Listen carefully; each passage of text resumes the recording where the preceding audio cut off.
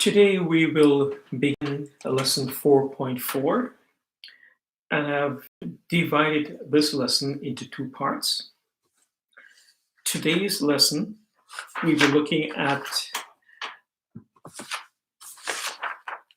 graphing a composition of a linear function and a quadratic. So today we're looking at a linear function and a quadratic function, graphing the composition. And we're also looking at determining a composition of a reciprocal function and a quadratic function. So our main goal today, apart from is to sketch the graph of composite functions. So I'll be also determining the equations of a composite function and identify restrictions of composite functions. Now, when we combining two functions or composing two functions, there are restrictions, and we're looking at those restrictions. Let's review a few things. One, a composite function is the result of applying two functions in succession. That's essentially what the composite function is. We have, for example, if we have, let's put it here. So if we have f of x is equal to 2x plus 1, and we have g of x is equal to, say, 4x, and you want to find f of g of x, so composing those.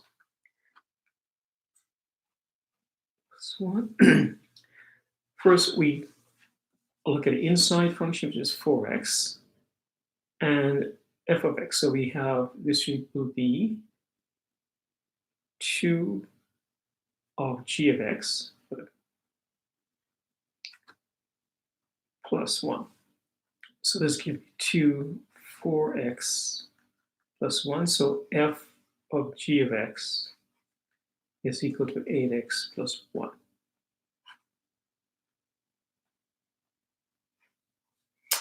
So that's meaning by composition, two functions in succession. We also looked at the previous lessons that the graph of a composite function y f of g of x can be sketched using the equations of the function f of x and g of x. And note, they make restrictions, and that's what we'll be finding out looking at the examples today. And the restriction is based on this fact. The domain of a composite function, such as f of g of x, includes only the values of x for which g of x is defined. So we look at the inside here. Let's look at where the domain is defined for g of x, and for which g of x is in the domain of f of x. So that's whatever g of x is, the domain, it must also be within the domain of f of x. And that's mainly a restriction. We'll see there some composite functions have restrictions. And we'll look at a couple of them today. So we will be looking at the two examples. We'll be looking at example 1, as I mentioned before, graphing a composition of a linear function and a quadratic function. And the other example, example 2, determining a composition of a reciprocal function and a quadratic function. And at the end, on the blog, I indicated the assignment questions you need to complete that are aligned with these two examples.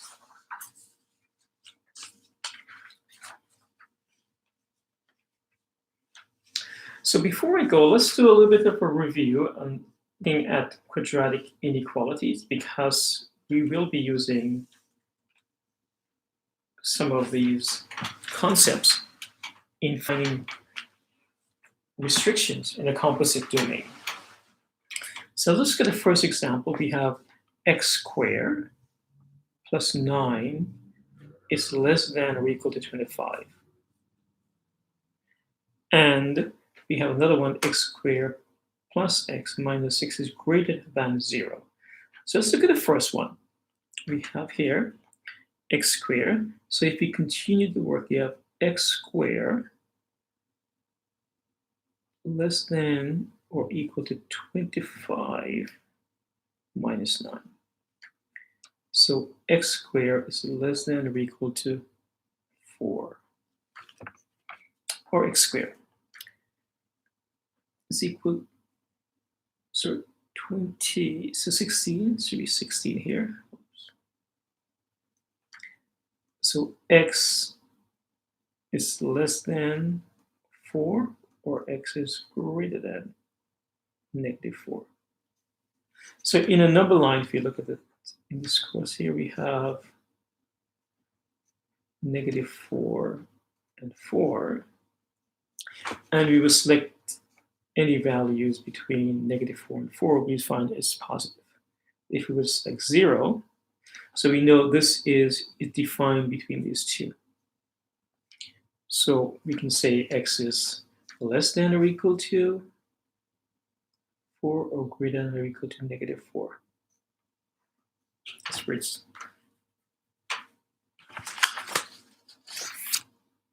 So this is our solution.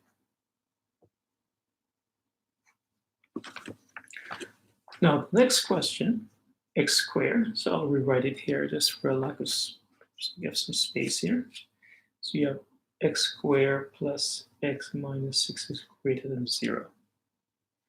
So what we'll do, we'll factor, assuming it's x squared plus x minus 6 is equal to 0. We factor it so we can find where the zeros are located. So factoring this, we have x, so whatever factors are -6, that will give us +1 and -6. That will give me +3 and -2. So x is equal to -3, or x equals 2. Now we need to find the correct interval. So to find the intervals, we need to find the correct interval.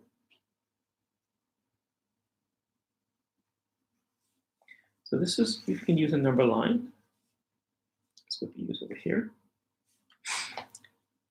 So here we have 0, and we have 2, and -3.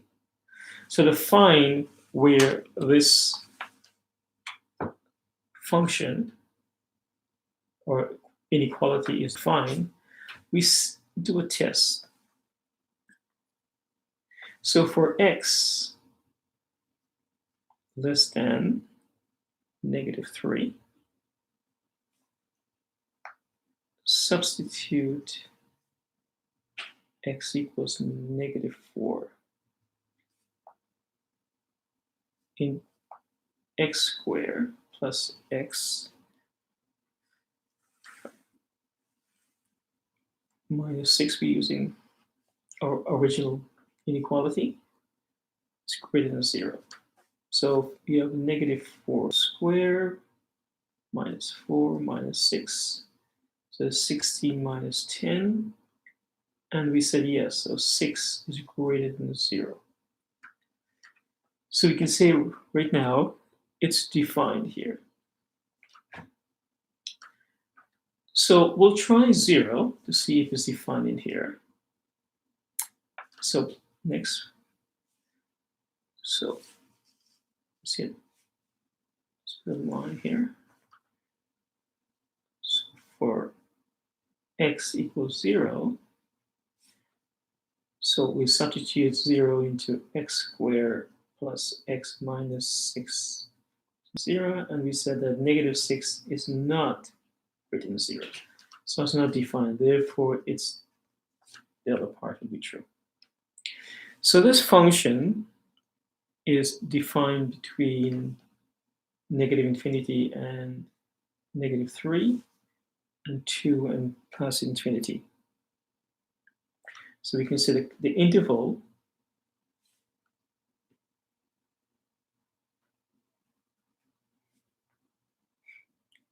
so x is less than -3. X is greater than 2. we'll find some of the composite function will rely on using the concept of inequality. Okay, let's look at some constructor understanding. And there's this example I would like to go through, just a review of what we have done earlier. So here we have a graph of square root of 3 minus x, f of x, and g of x. And this was on page, so I've put them together on page, this is on page 308 of your textbook, but I just combine them into one page. So they ask us to identify the domain and range of f of x. So we need to construct a table of values, which I've done here. I need to develop a chart, but I haven't completed it yet. That's what I'll do right now. And identify the domain and range of g of x. So we need to plot points on the graph to get our graph, and then find our domain and range. And the question asks here, the domain and range of f, now a composite function. We need to find that composite function. So here I have a chart. We have f of x. We find when x is -3, and I've selected these x values. And we find for f of x graph, what are the y coordinates? Same with g of x.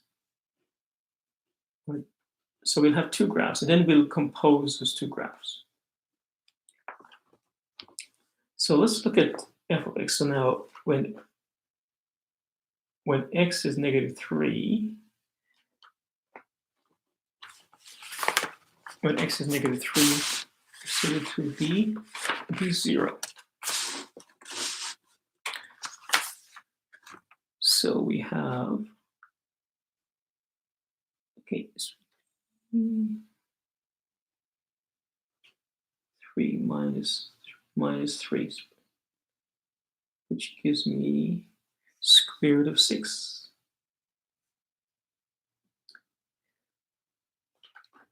Now, g of x, which is x squared minus 1, when x is -3 minus 1, that will give me 9 minus 1, which is 8. Now, f of g of x, which is, so now here my g of x is, so we have the square root of 3 minus 8. So we have the square root of 3 minus 8. We can have a negative, so this is undefined.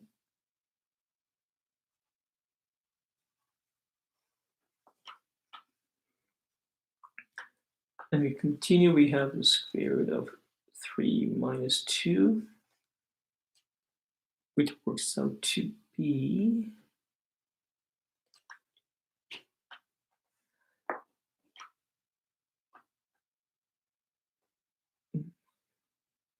square root of 5.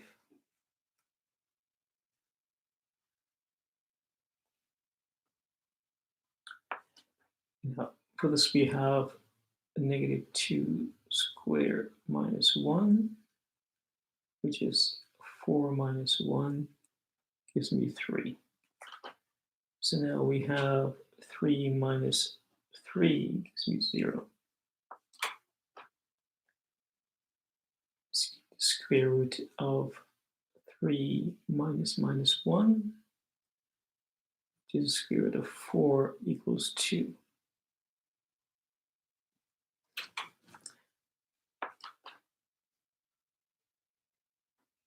-1 squared minus 1 gives me 1 minus 1 gives me 0. I'll underline the y coordinates. So,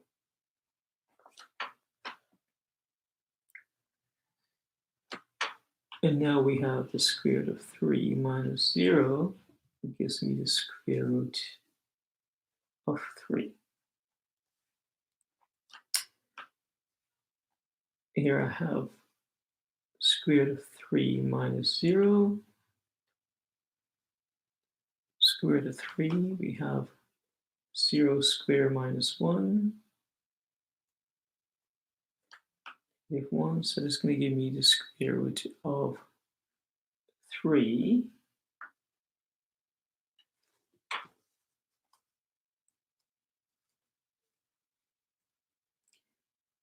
No, minus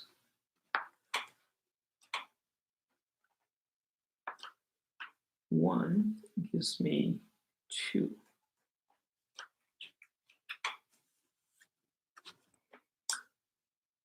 Square root of 3 minus 1 gives me square root of 2. 1 squared minus 1 gives me 0. Square root of 3 minus 0. And you can see a pattern developing here. It's for the g of x is quadratic, and for the f of x is a straight line. So we'll have here square root of 3 minus 2, square root of 1, which is 1. And here we have 2 squared minus 1, 4 minus 1, 3. It's going to give me 3 minus 3, give me 0. So square root of 3 minus 3, 0. And this will give me, should give me 8. Matches up. You see, it's a quadratic. And this obviously will be undefined because we have square root of 3 minus 8 is undefined. So we have our coordinate points and we plot our points. Now let's look at f of x. So if you look at the f of x graph, you see it's when x is negative 3, y is a square. Let's start out from the bottom here. 3's first, that's much easier. When x is 3, y is 0. So my first point here. When x is 2, y is approximately, what, square root of 5? So let's look at the whole numbers first. We have negative 1 when x is negative 1. Oh, okay, x is 2. X is 2 here, so we have 2.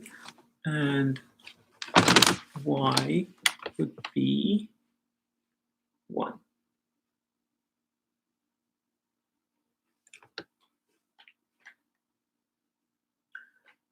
When x is 1, y is square root of 2, which is approximately here. X is 0, y is square root of 3, which goes a little bit.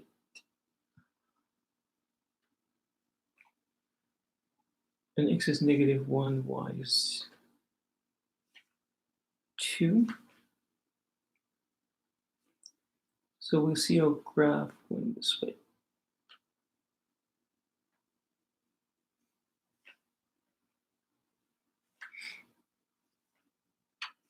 Okay.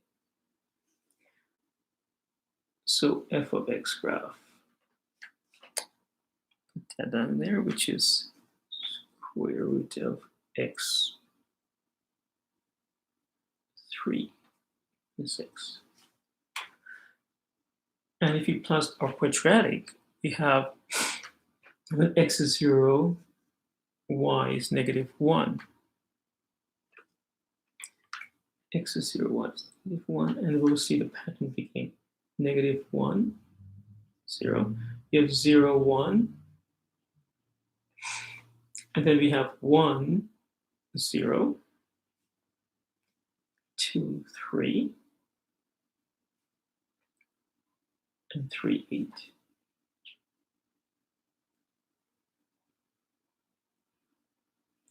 And the same pattern forward. We have negative 1, 0. We have negative 2, 3.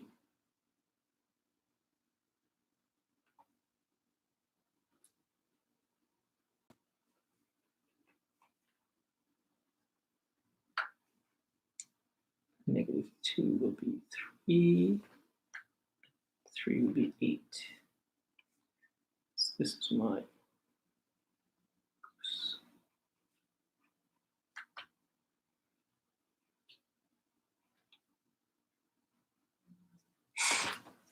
now our composite function now would be, so we have -3, so we know it's undefined, so it's not going to be including here.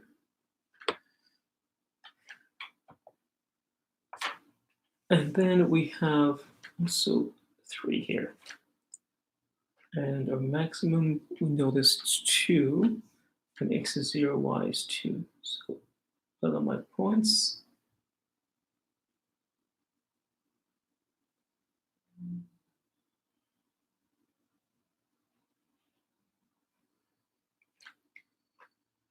This now gives me my composite function, f of g of x. So notice the domain, so we can ask us what the domain and range of. So the domain is from -3, sorry, it's from 2. Okay. So the domain is actually sorts from 2 here. So go here. Not -3, it's actually 2. Okay, start from 0 here.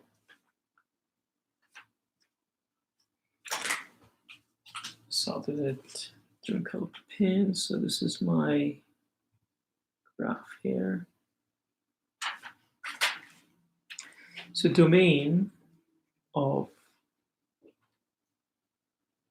f of g of x is where x is less than or equal to 2 or greater than or equal to 2. And the range is from 0 to 2.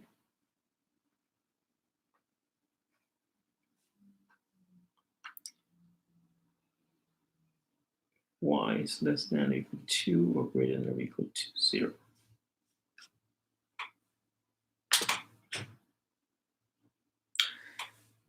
Now, they ask you, how is the domain of f of g of x related to the domain and ranges of f and g of x? So now part of the range of g of x, we have the range of g of x. Part of the range of g of x becomes a domain.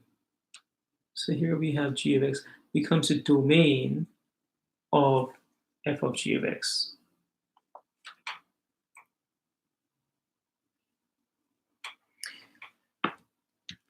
And that's because the values of g of x are substituted in x of f of x, and some values of g of x are not permissible. So here we have is undefined here. Okay, that's composing, and we have restrictions on these graphs. Okay. Let's look at this example 1.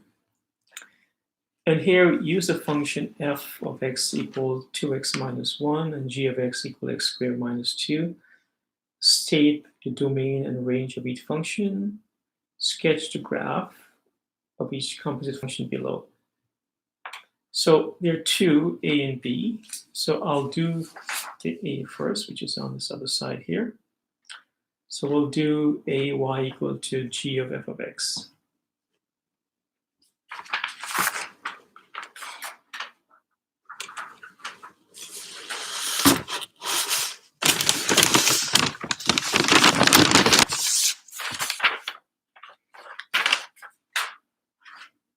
Okay. First thing you'll notice, right? The first f of x graph is a straight line, and g of x graph is a quadratic. So you can say for solution,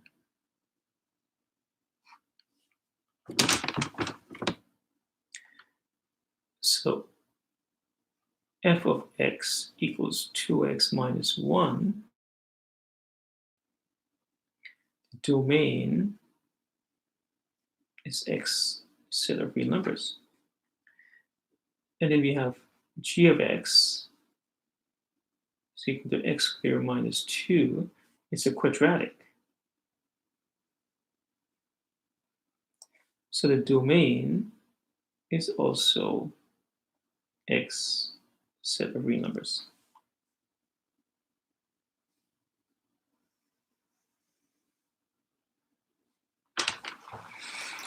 Now, we need to sketch the next cell. So domain and range. So the range for each one of these, we'll derive it when we construct our graph. By the way, the range is quite simpler. For the linear function, it will be all the real numbers. So you can see that right now. The range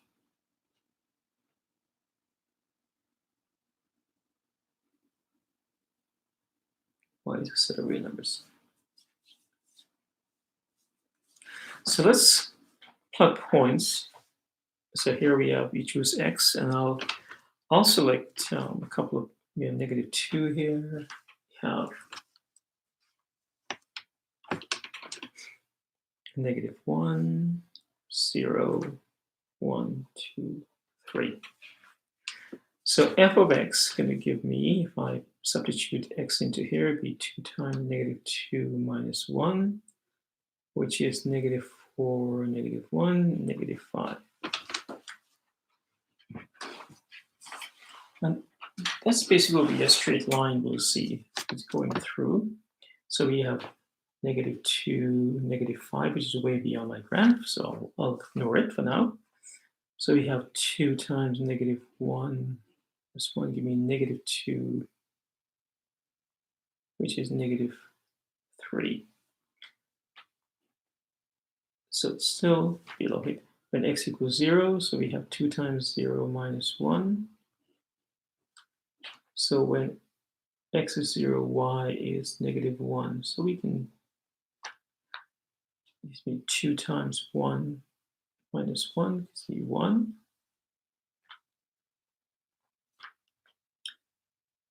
2 times 2 minus 1.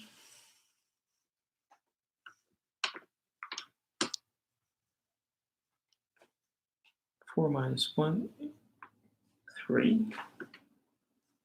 So 2 is 10, be about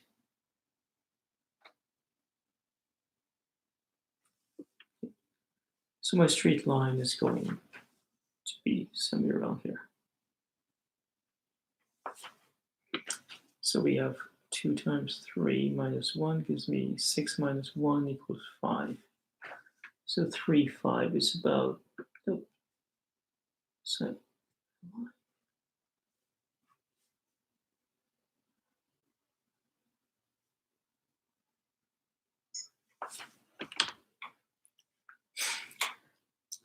and now let's look at f of x. We have what? -2 squared minus 2. So it gives me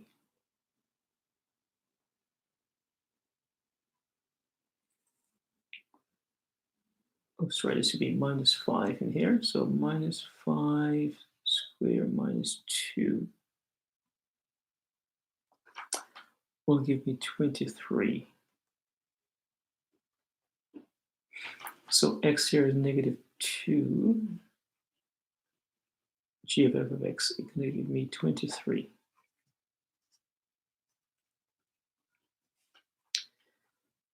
So my f of x is -3, so I have -3 squared minus 2, 9 minus 2 gives me 7. So my coordinate point is 1, 7. We have next going to give us 0 or -1. -1 squared minus 1, so we have 1 minus 1. Oh, sorry, minus 2 here. -1. So we have 0 and -1. Next, we have 1. We have 1 squared minus 2 gives me negative 1. Point is 1, negative 1. We have 3 squared minus 2 gives me 9, minus 2 gives me 7. So 2, 7. Coordinate for my composite function. And next we have 3.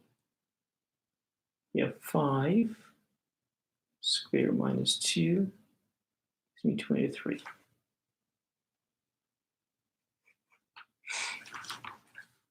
So I'll plot these points here, and so when x is negative 2, y is 23, which is approximately about here. When x is negative 1, y is 7. So about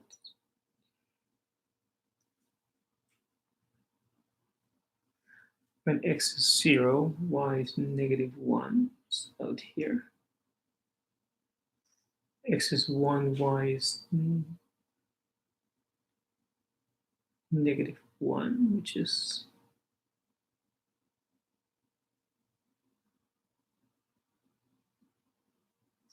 x is 2, y is 7. X is 3, y 23. So this is composite graph. So this graph is y is equal to g f of x.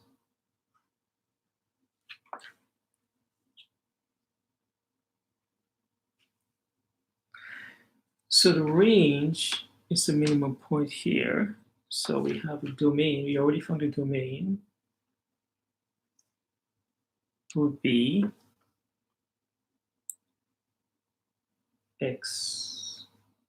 So the real numbers, and the range y is greater than or equal to negative 2.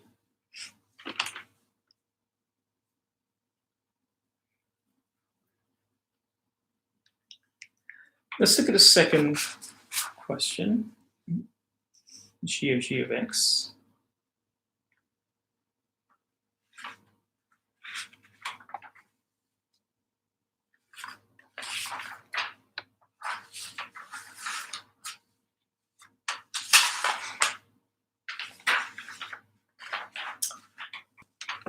So we'll complete the chart, the table for g of x.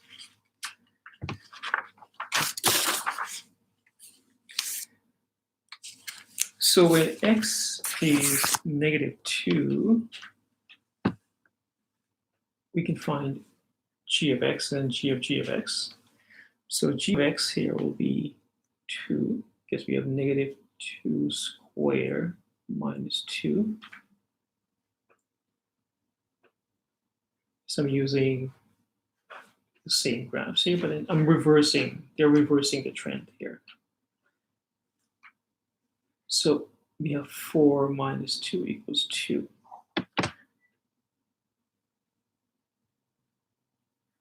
And we have substitute 2 into this. We have 2 squared minus 2 will also equal to 2.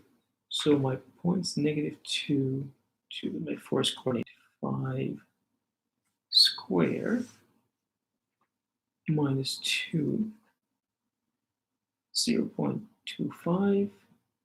So we have 0.25 squared minus 2, which is approximately, I worked it out to be negative 1.93. So this is going to give me negative 1.5, negative 1.93. You can approximate it as negative 2. We can say here negative 1.5, negative 2, approximately. We'll use 1, 2, and 3. Oops, 1.5. And this will give me 2 here. Substitute it again. We have a negative 1 squared minus 2 gives me a negative 1. So we have negative 1 squared minus 2 gives me negative 1. So negative 1.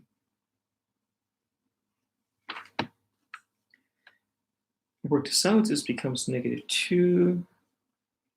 It's 2 here. So my point is 0, 2. I'll just work this through out here because this gives me what? 1 squared minus 2 gives me negative 1. So we have negative square minus 2 will give me negative 1. So this point here is 1, negative 1. 1.25, this works out to be 0.25. So this will also give me approximately negative 2. 1.5, negative 2. We have 2, 2. And this gives us 2 and 2. So there we have our points. Now, if you were to plot these points on the graph, just a little bit here. So we have negative 2, which is down here.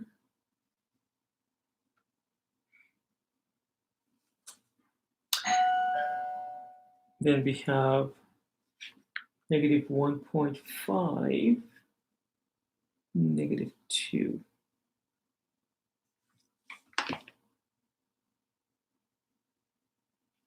Oh, sorry, this is positive 2 here. This should be up here. And negative 1.5 and negative 2 down here.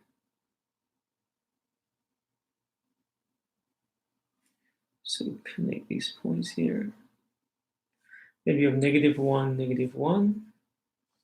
So negative 1, negative 1. This graph is going up now. We have 0, 2. And we have 1, negative 1, which is down here. In the 1.5, negative 2. We have 2, which is up here. So this is an even functions composite. So here we have a nice smooth graph.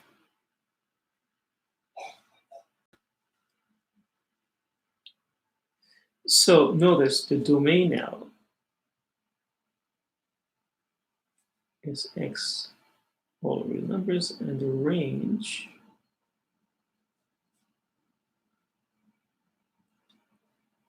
now here's your minimum point here, which is negative 2. So y is greater than or equal to negative 2.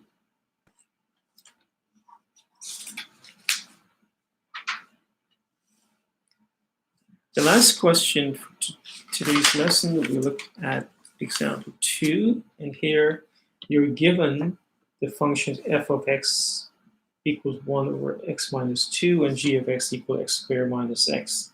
Determine the explicit equation for each composite function below the stated domain.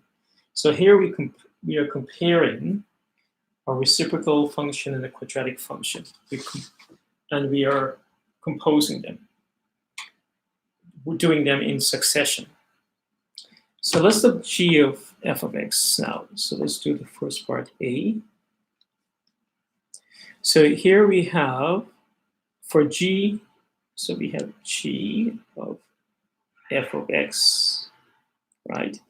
So here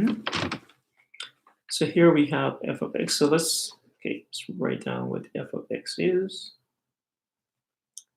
Equals 1 over x minus 2. And we have g of x is x squared minus x.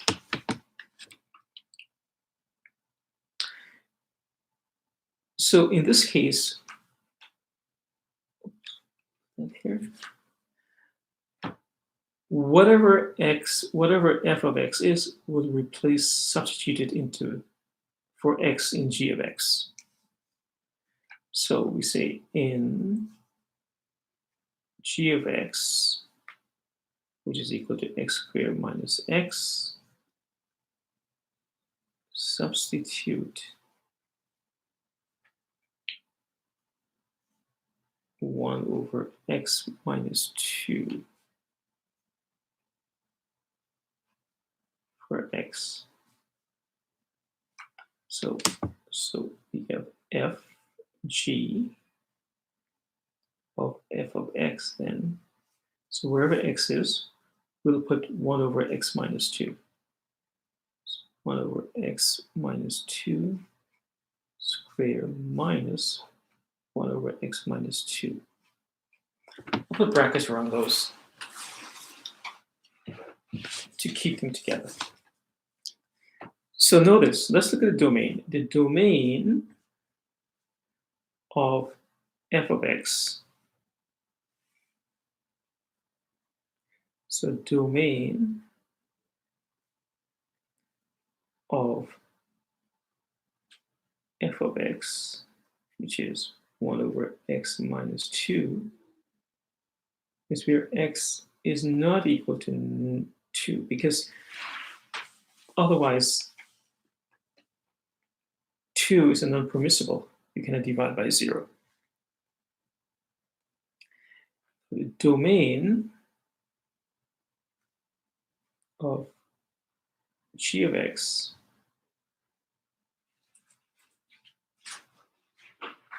which is equal to x squared minus x. This will be all the real numbers. There's no restriction.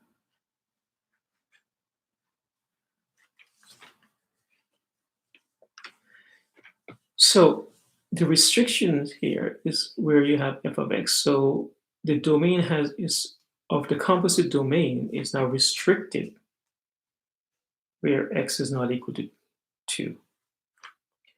So the domain, and this is where we have restriction, domain of g of f of x. And this is what I referred to earlier regarding your restrictions. So f of x is where x is not equal to 2.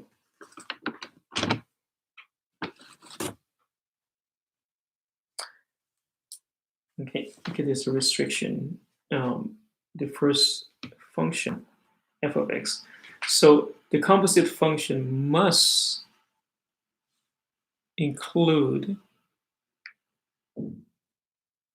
the restriction in the domain of f of x. So whatever the restriction of a domain of f of x in this case is x not equal to negative to 2, g of f of x is restricted by that domain also. Let's look at the next one, because the next one is an interesting question because it highlights also a different form of restriction of a composite domain.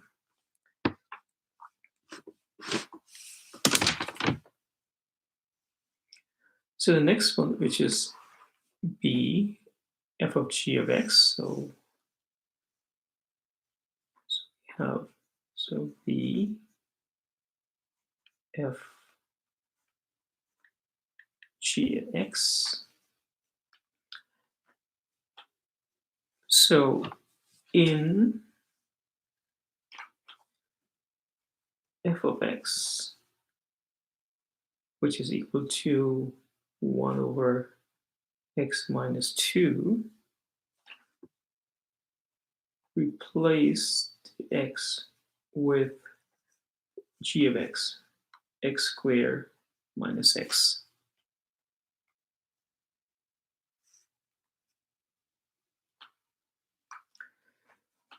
So f now of g of x is equal to 1.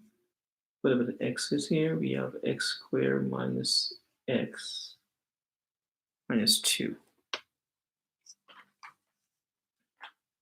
which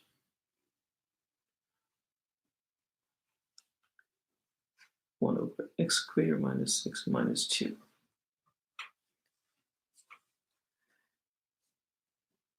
So recall the domain from the previous question. The domain of g of x, which is x squared minus x, where x is a set of real numbers. And we say f of x, which is 1 over x minus 2, x is not equal to 2.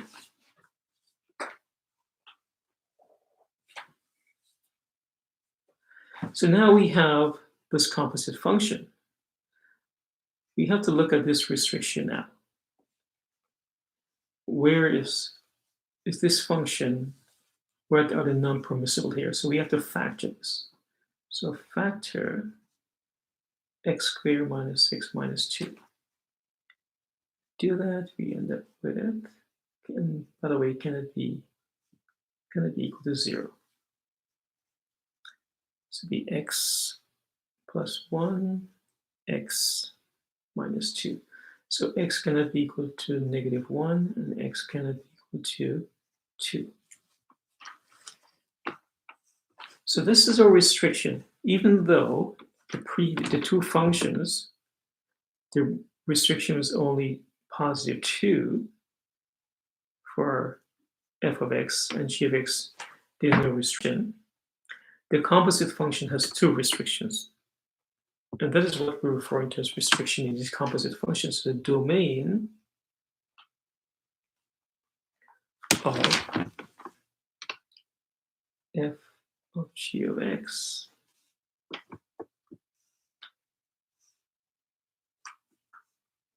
x is not equal to 2.